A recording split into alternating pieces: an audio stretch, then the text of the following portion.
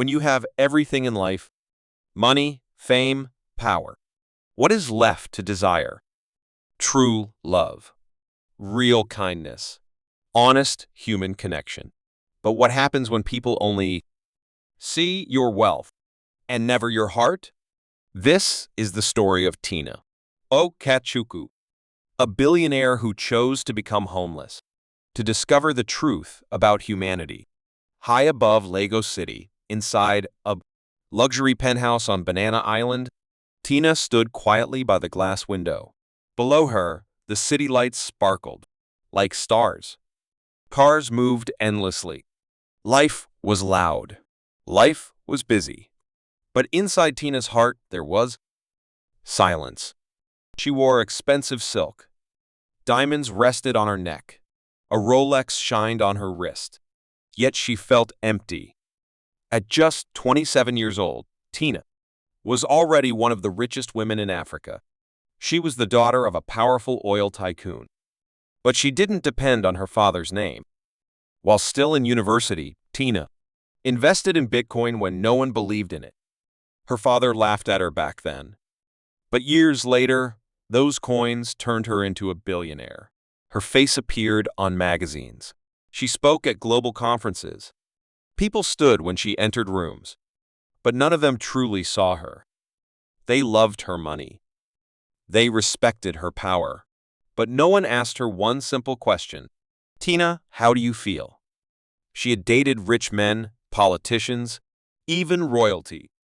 But every relationship ended the same way. They wanted control. They wanted fame. They wanted access to her wealth, not her heart. That night, Tina sat on her bed and whispered, "I need to know the truth." By morning, Tina made a bold choice. She called her personal assistant. "Clear my schedule for 2 weeks," she said. "No meetings. No cameras. No interviews." Then, she added quietly, "No one must know." That same day, Tina changed. Everything. She removed her luxury hair. She wore old clothes, a torn shirt, a faded skirt. No makeup. No jewelry. She took only 5,000 naira and left through the back door. Even the security guards didn't recognize her. By sunrise, Tina Okachuku, billionaire, had disappeared, and a homeless girl was walking the streets of Alaba International Market. The market was loud. Traders shouted. Buses honked. People rushed past her like she didn't exist. Tina stepped forward and begged for food. A fruit seller ignored her. Mechanics laughed at her. Others insulted her. "You're disturbing customers. Get away." Mad girl. Her stomach burned with hunger. Her legs trembled from exhaustion. No one helped. Not one person. She finally collapsed to the ground. After being pushed away by a food seller, people laughed. Someone threw a coin at her. That was when she understood. Something painful. This is how the world treats them. Horror. Then a soft voice broke through them. Noise. "Are you okay?" Tina looked up. A young man stood before her. His clothes were simple, his hands rough from hard work, but his eyes were gentle. "My name is Obie," he said. He helped her up and gave her the food he bought for himself. "I'll be fine," he said. "Please eat." Tina froze. No one had done that all day. She asked softly, "Why are you helping me?" Obie smiled. "Because someone should." That simple kindness broke her heart. From that day, Obie showed up every day. He shared his food. He never asked questions. He never judged. Slowly, Tina felt human again. She slept on the hard ground at night, but her heart felt warm. Then one day, Obie took her home. There, Tina met Jessica, his young daughter, a little girl full of love, living with almost nothing. That night, Tina cooked for them. They laughed. They ate together.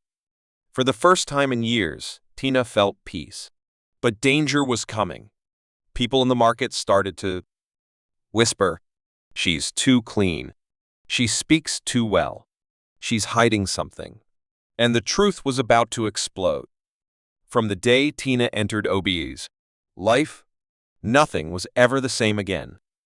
In Alaba Market, people began to notice her.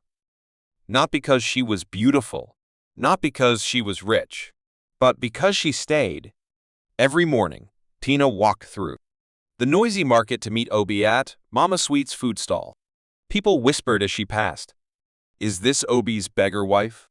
Why would a hardworking man carry this kind of burden? She has no future." The words cut deep. But Tina swallowed her pride.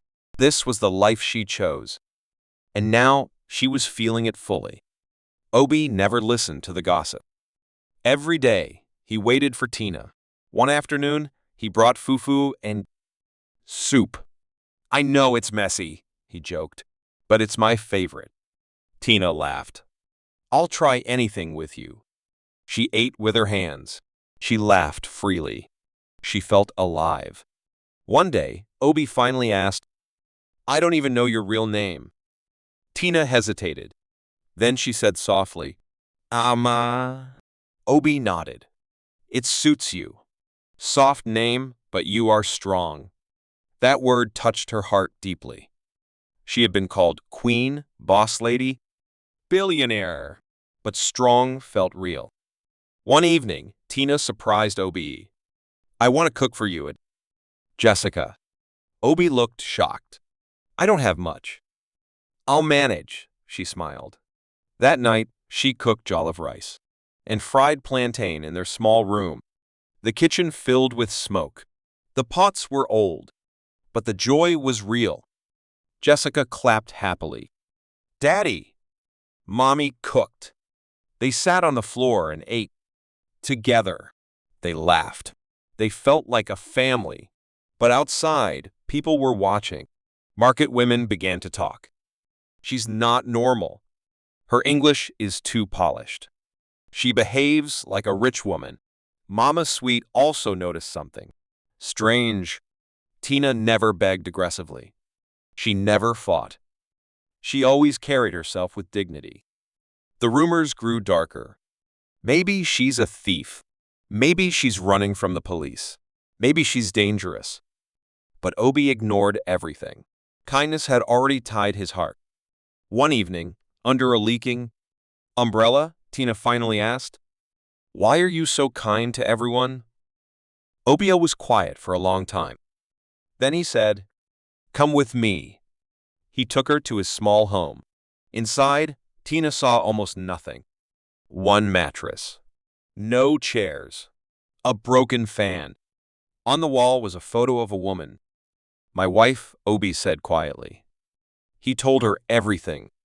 He once worked in the oil sector. Life was good.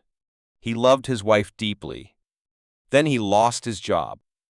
When he asked his wife to sell the car to survive, she said she wasn't born to suffer. She left. She took the car. She left him with Jessica. "I haven't trusted a woman since," Obie whispered. Tina cried silently. She understood him now. As Tina stayed longer, the insults became worse. People mocked Obie openly. "Why marry poverty? You could do better." Tina heard everything. She said nothing. One day, a boy dropped his eggs in the market. Everyone laughed. Obie rushed to help him and gave him money. Tina watched, her eyes burning with tears.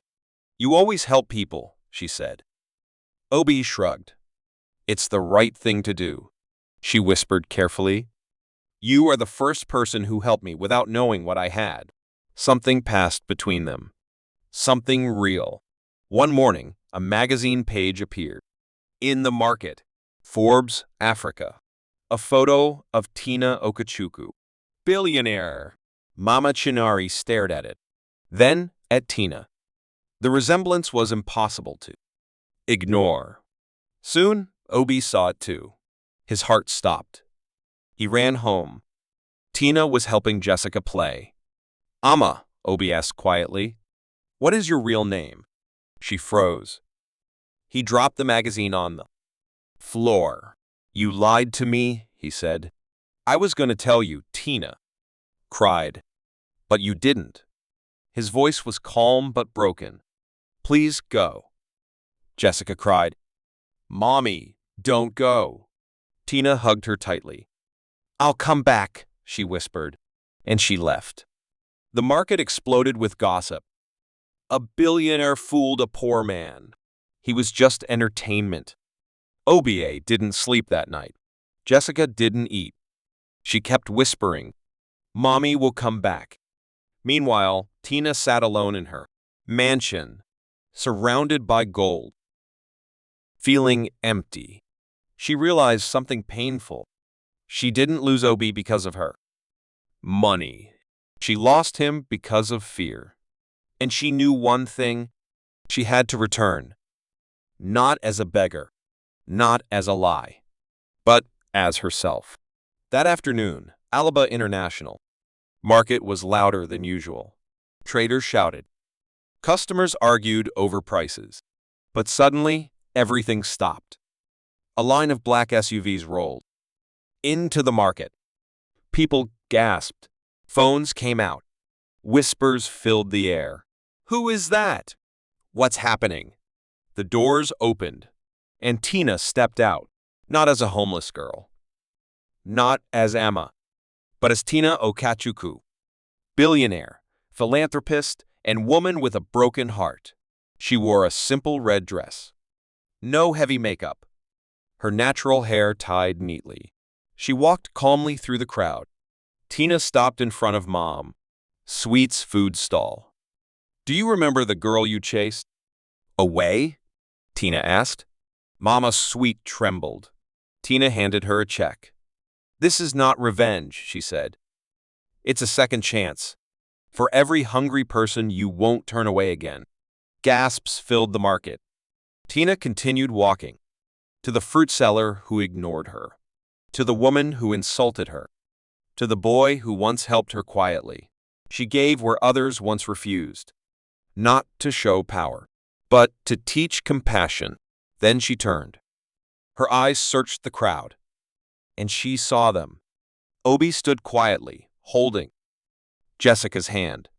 He looked confused, hurt, afraid. Tina walked toward them slowly. "I'm sorry," she said, her voice shaking. "I lied because I was scared. Scared you would treat me like everyone else." Jessica hugged Tina's legs. "I told Daddy you would come back." Tina knelt and held her tightly. "I meant it," she whispered. "You will never be hungry again." She looked up at Obie. "I'm not asking you to forgive me today. Just let me prove that my love is real." Obie was silent for a long time. Then he spoke softly.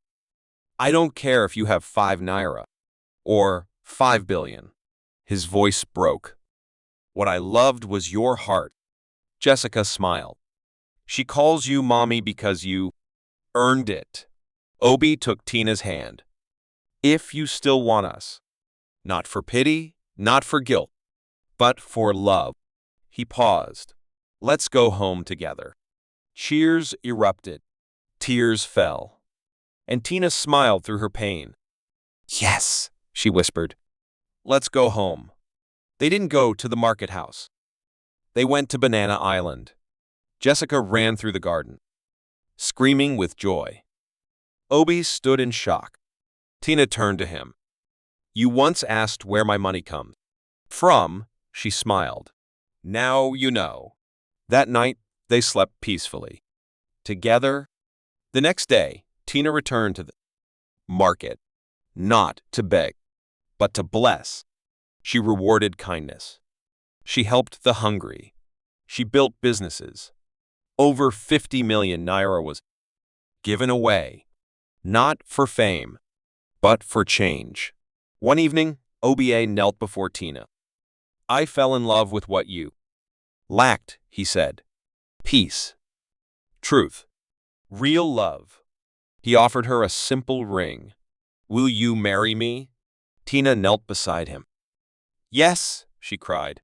Jessica screamed with joy. Soon after, they traveled together. A new family. A new beginning. Money didn't create their love. Truth did. Morallofthestory. True kindness does not see status. Real love looks beyond appearance. In a world obsessed with wealth and image, only a pure heart can recognize true value.